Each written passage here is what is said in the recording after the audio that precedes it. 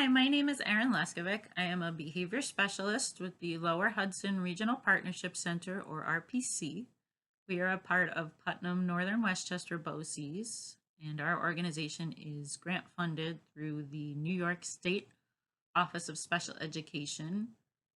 And our mission is to improve outcomes for students with disabilities and really all students. Today, I'm going to be giving just a brief presentation on functions of behavior. My hope is to present this information in a succinct and easy to understand way. It's meant to be useful for educators as well as parents.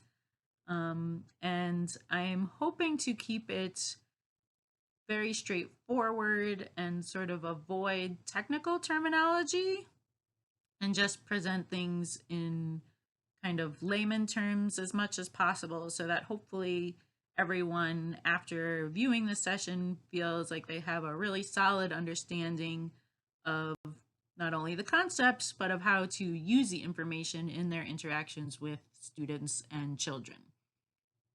I do look forward to any feedback that you may have about whether I was successful in accomplishing that, and certainly answering your questions. So you can see my email address here, and I will show it again at the end of the presentation. So this is just a brief overview of what we will work through today. And again, my hope is to keep this short and sweet.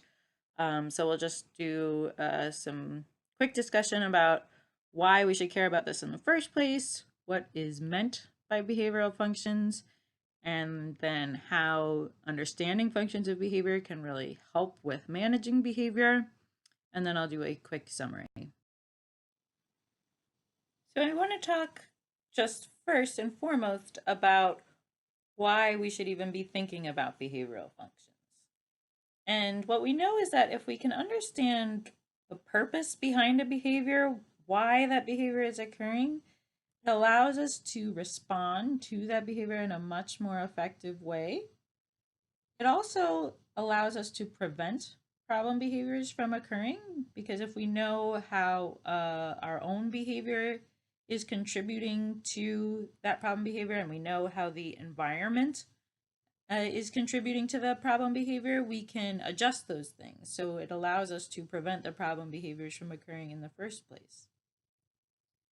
It also allows us to teach new skills more effectively.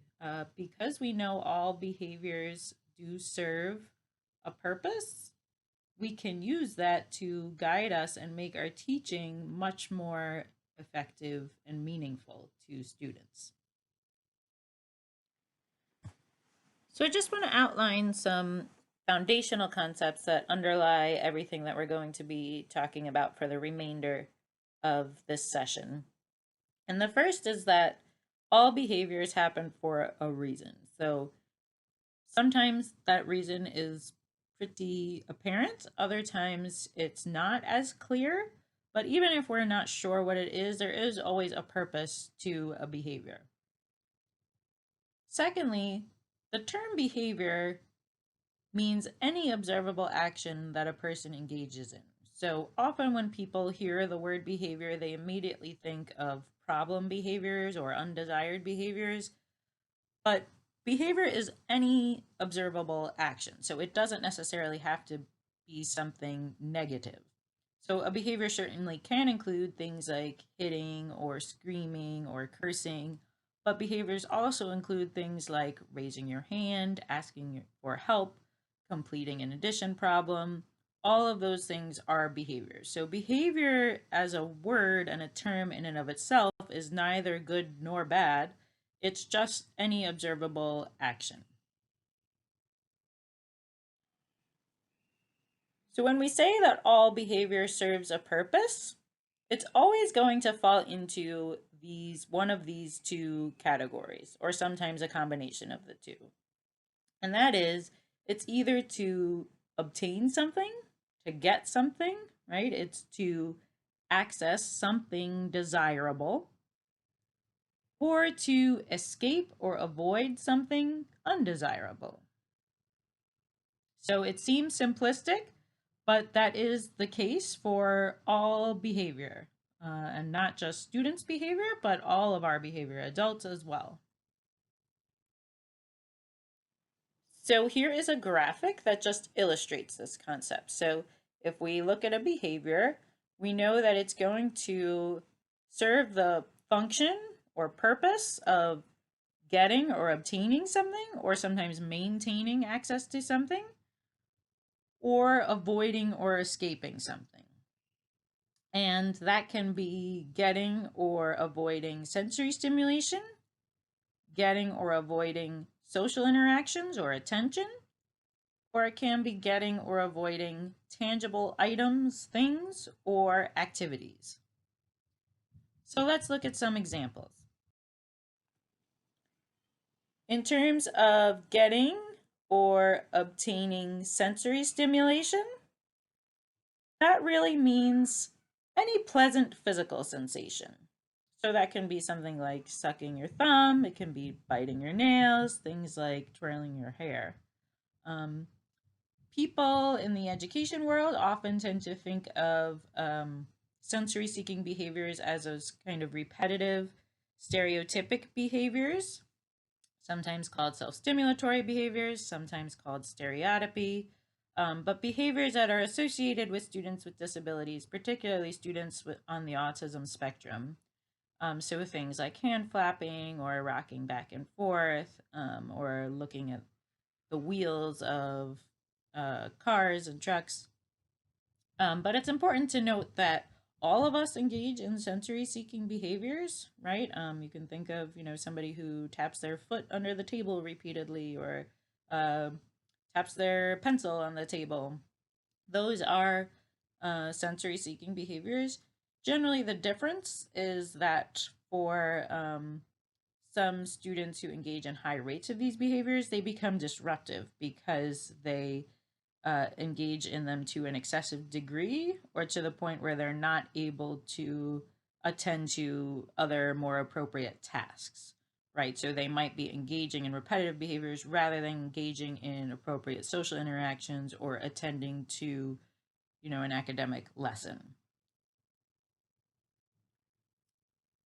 So behaviors can also serve the purpose of being maintained by access to social interactions or attention. So that is any type of positive social interaction, right? And positive here meaning something that is pleasurable to a particular individual, right? All of us have different preferences in the type of interactions that we find reinforcing or enjoyable. But common examples might include something like praise or compliments from adults, so from teachers or from parents. And it can include things like compliments from peers. A lot of kids find, peers laughing at them if it's not in a teasing way, but, laughing at a joke or something funny they say. Many kids find that reinforcing. Any kind of pleasant conversation, being invited to activities, right? So being asked to play at a friend's house or being invited to a party. It's important to remember too that a lot of these social interactions nowadays are not necessarily verbal, but it's often going to involve, social media or text back and forth. But all of those things can be reinforcing to individuals. And then lastly, there are behaviors that serve the purpose of of seeking out tangible items or activities. So things for younger kids like stickers, right? A lot of times parents might give kids stickers for following directions well, or with toilet training. It can be toys, it can be screen time, which can include, watching TV, videos, using a phone, an iPad, internet access. Again, that social media is generally very highly reinforcing for kids nowadays. It can be video games, privileges, right? So things like staying out late or being able to go to a friend's house. Can be prizes. It can be food. Sometimes we think of food as not being an appropriate reinforcer, but to be honest, it's something that most of us actually do use. I can certainly say that there are plenty of times where I go to the gym and then, of course, negate that by saying, oh, I've earned it, and I come home and give myself a cookie, right? So, any item or activity that an individual finds enjoyable um, can be the function of a particular behavior. Now, on the other end, we all also engage in behaviors to avoid or escape unpleasant things. So, in terms of unpleasant sensory stimulation, those are behaviors where we're seeking to avoid or escape things that are uncomfortable or painful. So, for example, covering ears if it's too noisy, or putting on sunglasses when it's too bright, right? You've got that unpleasant sensation of sunlight being too bright. You're probably squinting. And so you put on sunglasses, and that escapes that uncomfortable sensory input. Another example under avoiding unpleasant social interactions or attention, most of us try to avoid situations that are embarrassing. Some people might avoid situations that are too socially demanding, right? So, for people who are introverts like myself, we might avoid situations where we have to be sort of the center of attention. Or my son, for example, who's quite shy, often, I'll give him a direction to say hello to someone, say a relative, right? I'll say, oh, say hi to Aunt Susie. And he might turn away, hide behind me because he finds that social demand unpleasant. Many people also try to avoid reprimands or negative feedback. I can certainly say that when I was in school, I definitely did not want to be publicly reprimanded in any way. So I was always very quiet in class, very cooperative, and I definitely never engaged in behavior that would put me at risk of being reprimanded in front of the whole class. So I always tried to avoid that kind of feedback.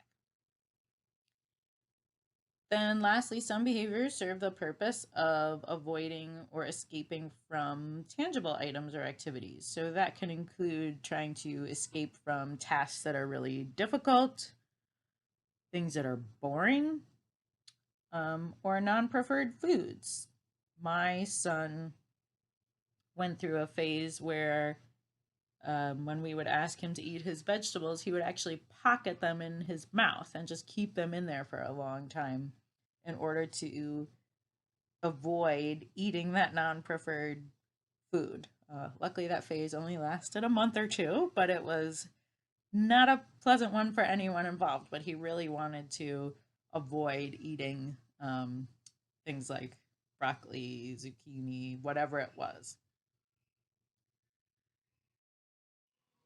One thing I just want to quickly mention with respect to attention is that for many kids, any attention is good attention, right? So on the previous slide, I mentioned how I found reprimands to be very aversive, and so I would always try to avoid being reprimanded. But for a lot of kids, that kind of feedback can be reinforcing. And so we can't assume that something that is unpleasant for one person is necessarily unpleasant for another person. And as another example related to myself, while I found reprimands extremely aversive, I also found really any public attention unpleasant. So I rarely participated in class because I didn't want good attention or bad attention. I sort of just didn't want anybody to look at me ever. Right? So some people might think, oh, well, everybody likes positive attention from a teacher, but not everybody does. So we have to keep in mind that these things that are reinforcing or aversive for people are very highly individualized. So that's important to keep in mind. And so it really does mean that we have to pay close attention to what is happening with an individual child rather than making assumptions. We also want to remember that attention is not necessarily verbal. So it certainly can include a verbal interaction, and I mentioned it can also include communication via social media or text messages, but it also includes things like eye contact and facial expressions or gestures. So, right, we sort of all know if that we can give our kids a particular look and it can communicate quite a lot.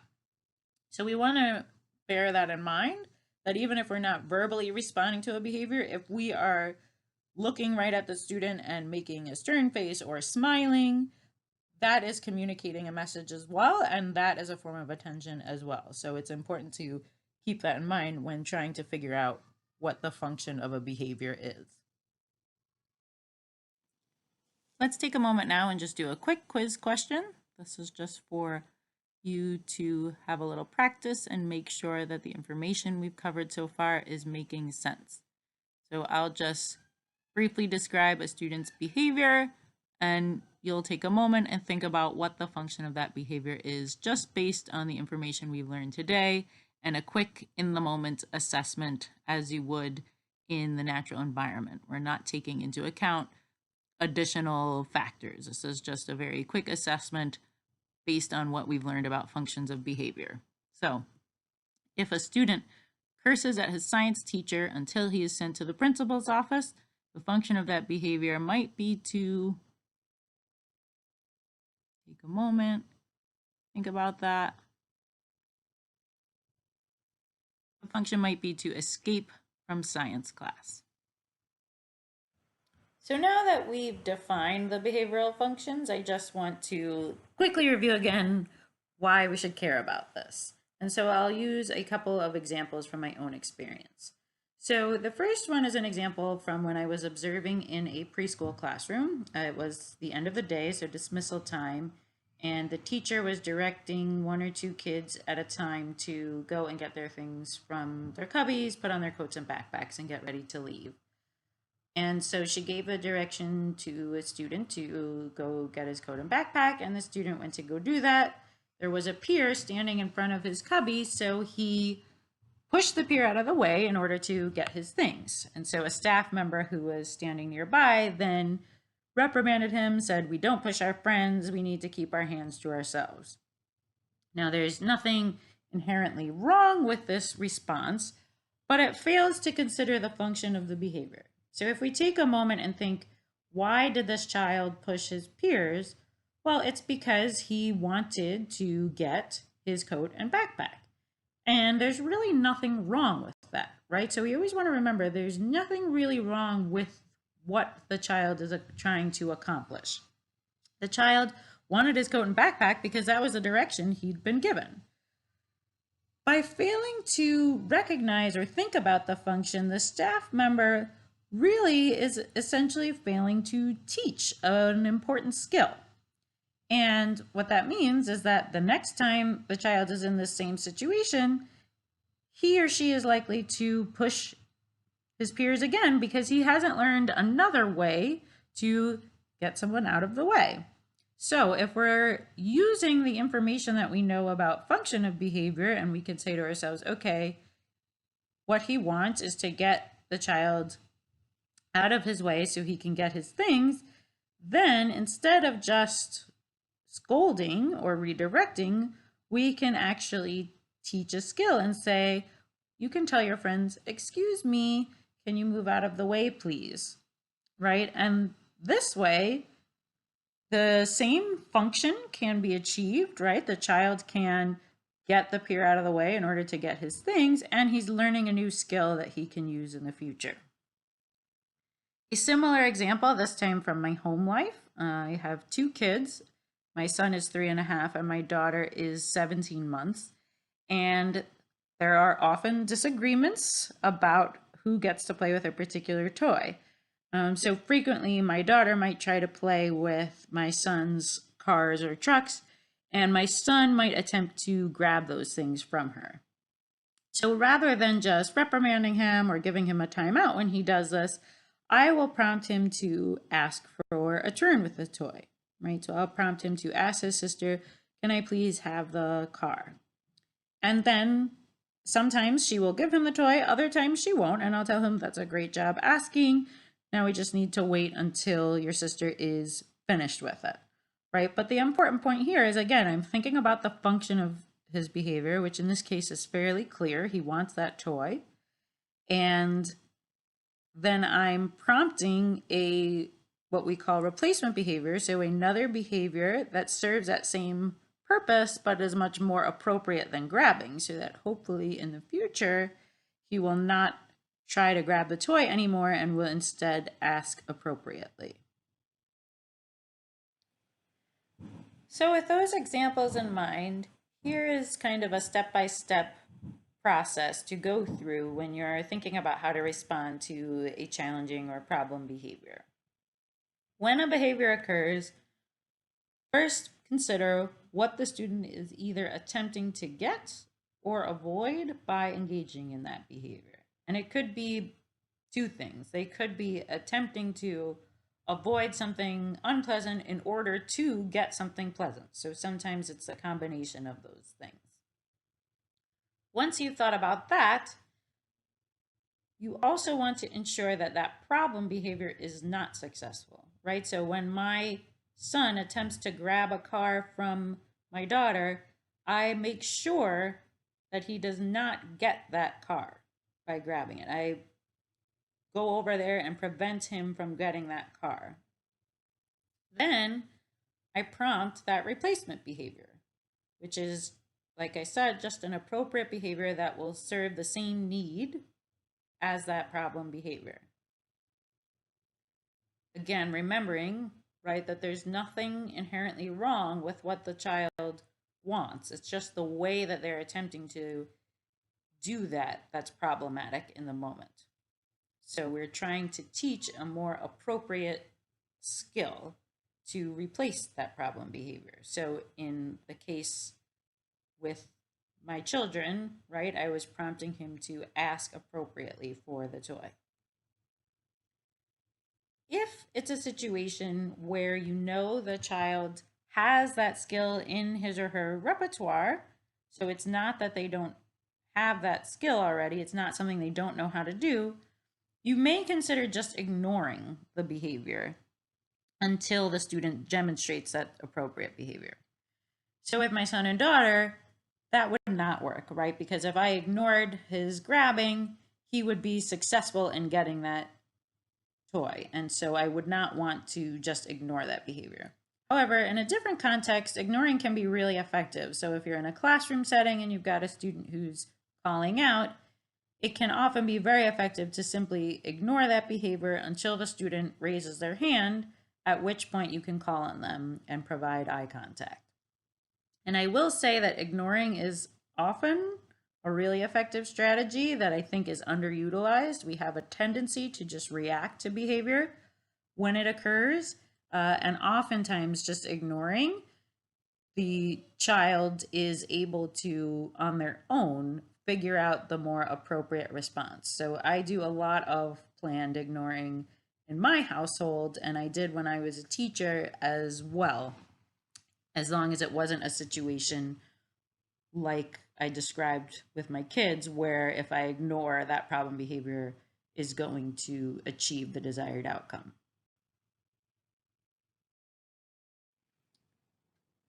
So here is a chart that just gives a few examples of a problem behavior, a possible replacement behavior, and what that function is, right? So it's important to remember that the problem behavior and the replacement behavior will always serve the same function. So if we have calling out, our replacement behavior might be raising hands and waiting to be called on, and the function would be getting attention, right? So both of those things serve that same purpose. If our problem behavior is throwing food on the floor when asked to eat vegetables, our replacement behavior might be saying, no, thank you. And again, the function of both of those things is the same. We can avoid vegetables but that replacement behavior is much more appropriate than that problem behavior.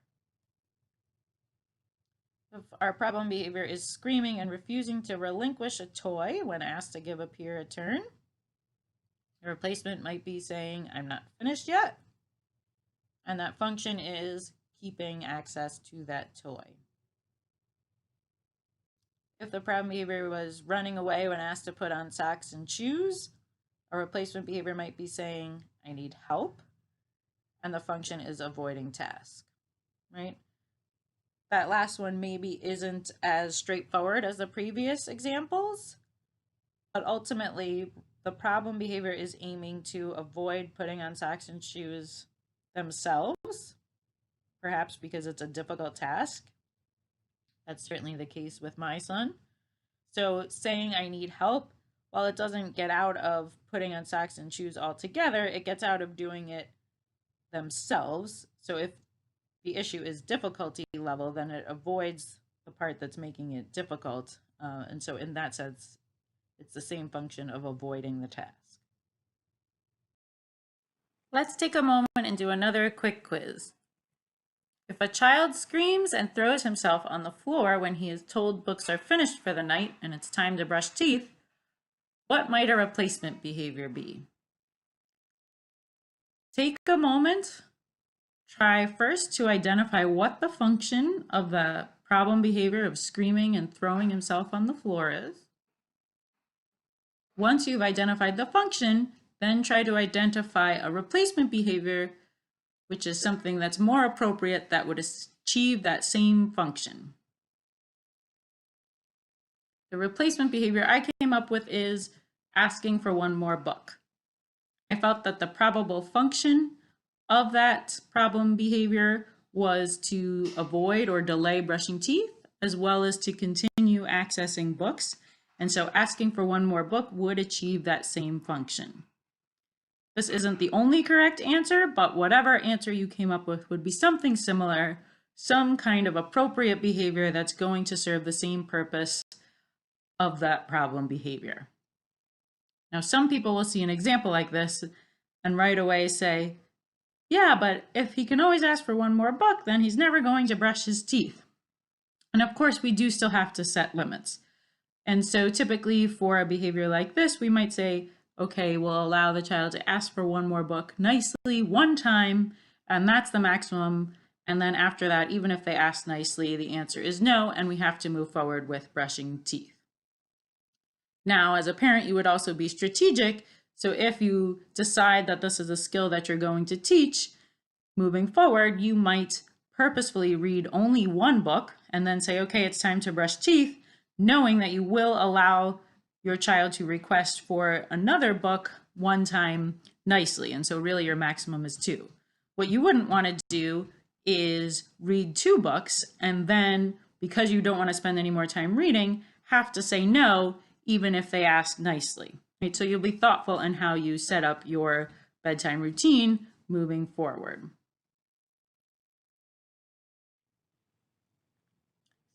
You want to keep in mind that these are examples of in-the-moment responses when a behavior comes up. So if you can get yourself just into the habit of always thinking about function whenever you see behavior, it really opens a ton of doors in terms of just being able to make on-the-spot decisions about how to respond to a behavior. So I'm always thinking about behavior in a functional way, and that impacts how I respond to behavior constantly. However, this is not to say that this replaces more detailed assessments and plans if you're seeing repeated patterns of problem behaviors and these kind of in-the-moment responses are not having the desired impact. So if you've got a student or a child that's engaging in really persistent, severe, or dangerous behaviors, certainly more analysis and a more detailed plan is needed. So for the educators watching this, that may be a functional behavior assessment and a behavior intervention plan, or it may, before you get to that level, there may be some other strategies that you want to consider first, but this is really your first, most basic approach for all students all the time that we're talking about today. You may need something more individualized and more detailed for more significant behaviors or more complex behaviors, where maybe the function isn't as readily apparent.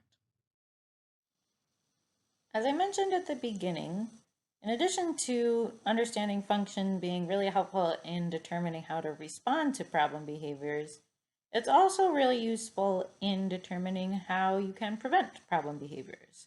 Because if you know why a behavior is happening, that means you can anticipate when it might be triggered, and then you can manipulate the environment in order to prevent it from happening.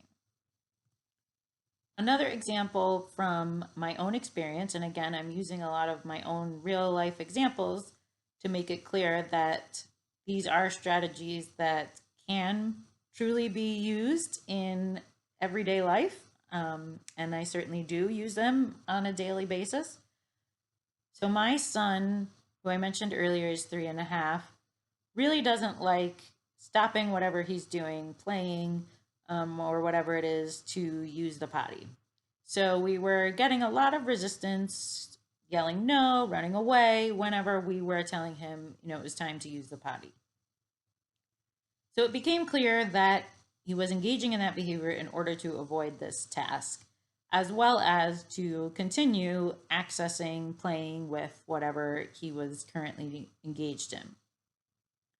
So once I knew that this was the function, I was strategic in how I addressed using the potty. So I would give him warning. So I would say 5 more minutes and then we're going to use the potty. Okay, 1 more minute and then it's time to use the potty. I would always make sure that he was able to access a preferred activity afterward. A lot of parents use a sticker or like an M&M to help with potty training, but these were really not all that reinforcing for my son. It was really preferred activities that were more motivating for him.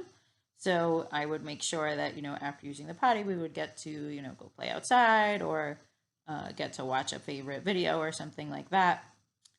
And I would also ignore any protesting. So if I gave him a direction to use the potty, we were going to use the potty regardless of any attempts on his part to avoid that activity. So I would follow through with it no matter what, which is really important because we wanted to make sure that those resistant behaviors were not successful in avoiding the potty. And this worked really well. Interestingly, I actually found one of the best times to use the potty would be actually in the middle of watching a video. So he would watch, half of a video, and then I would pause it and say, okay, time to use the potty, and then you can come back and finish it. And he would go use the potty so quickly without any resistance, which might be a little counterintuitive. You would think, oh, he wouldn't want to be interrupted. But because he so badly wanted to finish that video, that was motivating enough that he actually would engage in the task much more willingly and without difficulty. So again, just by thinking about that function, it allowed me to address the situation in a way that prevented that behavior from occurring much of the time. So it's really a very powerful tool once you get the hang of thinking about behavior this way. I do want to point out that if in this situation you wanted to prompt a replacement behavior, you could prompt the child to say, no, thank you, or I don't need the bathroom right now. Which there have been situations with my son where I have given him that language, and eventually he got to the point of saying that, every time that we asked him to use the potty. So part of knowing that the preferred activity of continuing the video was so powerful for him was really useful, because if he said, no, thank you, or I don't want to use the potty, then that was fine. I didn't force him to use the potty, but he didn't get to continue watching the video if he did that. So very quickly, he learned if I tell him he needs to use the potty, he needs to go use it in order to continue watching that video. Very crucial that I followed through with that. So if he didn't use the potty, I could not let him continue watching that video no matter what. So sometimes, we have situations like that. And of course, initially the first few times that might cause a bit of a meltdown. It might cause a tantrum. Very important that you stick with it and follow through in those circumstances. So the child learns that that inappropriate behavior, no matter what, is not going to work. And only the appropriate behavior is going to be effective in getting that reward.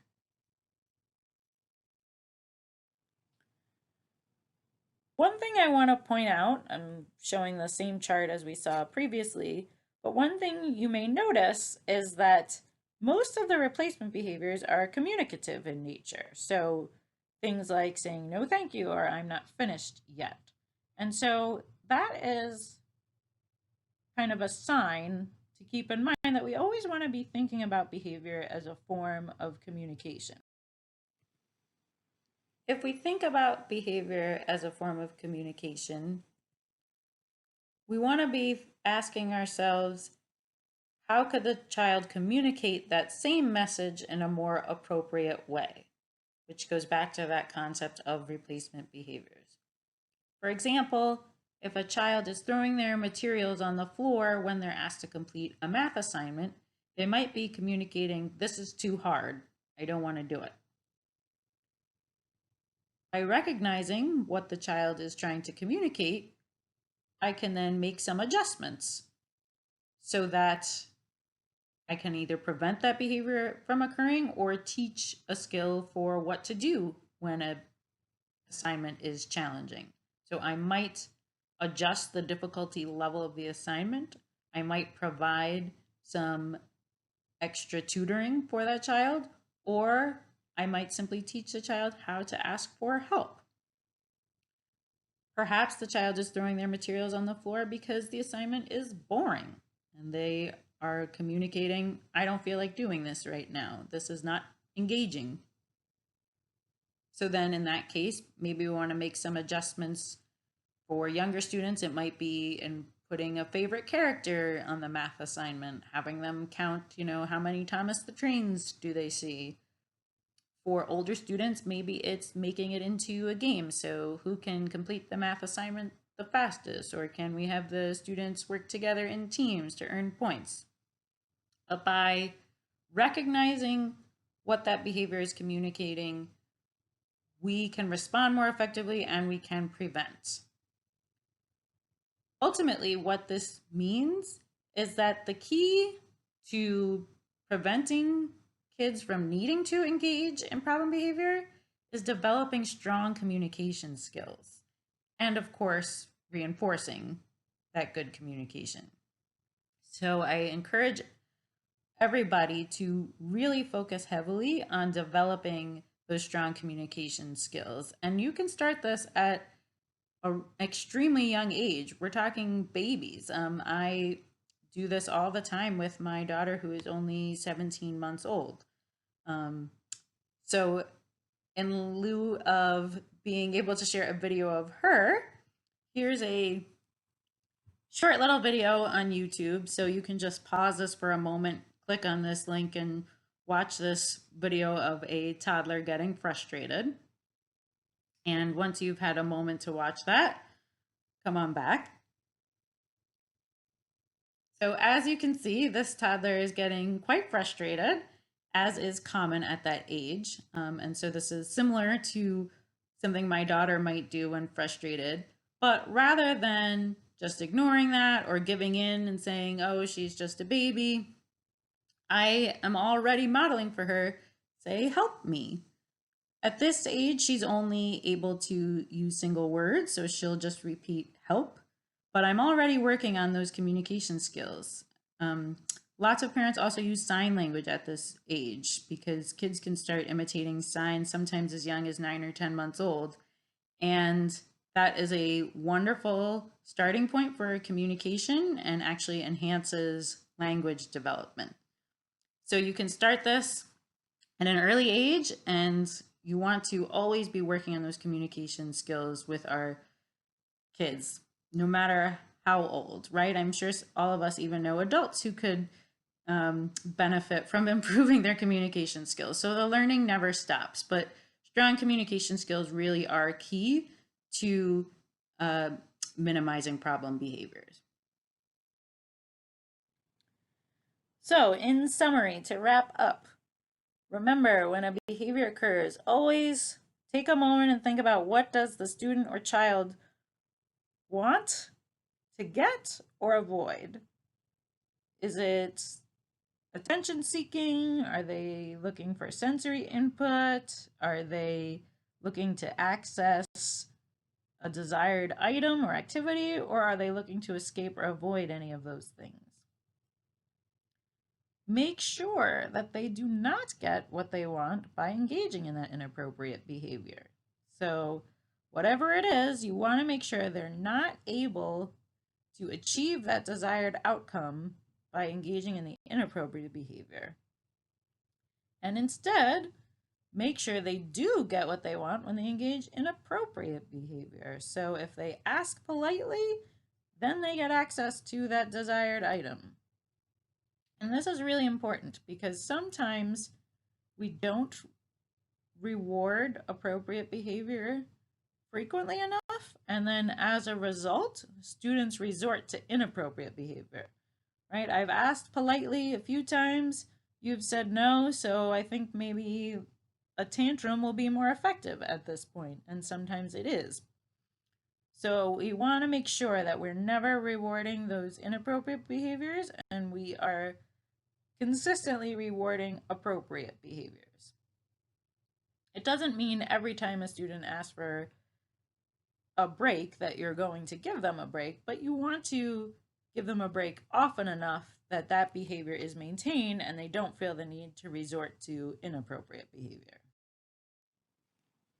Here are a few resources for you. So the first one is a tool created by my colleagues and I, and it's located in the Google Drive folder, which hopefully you already accessed when starting this training. It includes some ideas for different strategies that you can use for preventing problem behaviors, as well as teaching replacement behaviors and responding to problem behaviors. And it also includes some tips to help with identifying the function of behaviors. In addition, the second bullet point is for a YouTube video that gives some guidance on problem solving in the moment in classroom settings. And then the last bullet point is a link to an article on function-based thinking. So hopefully those are useful resources for you. If you have any questions at all about any of the information covered, please feel free to email me, or if you would like follow-up information, additional resources, please feel free to reach out. I am more than happy to support you in any way that I can. Thank you very much for listening, and I hope to hear from you with any feedback that you have. Thank you.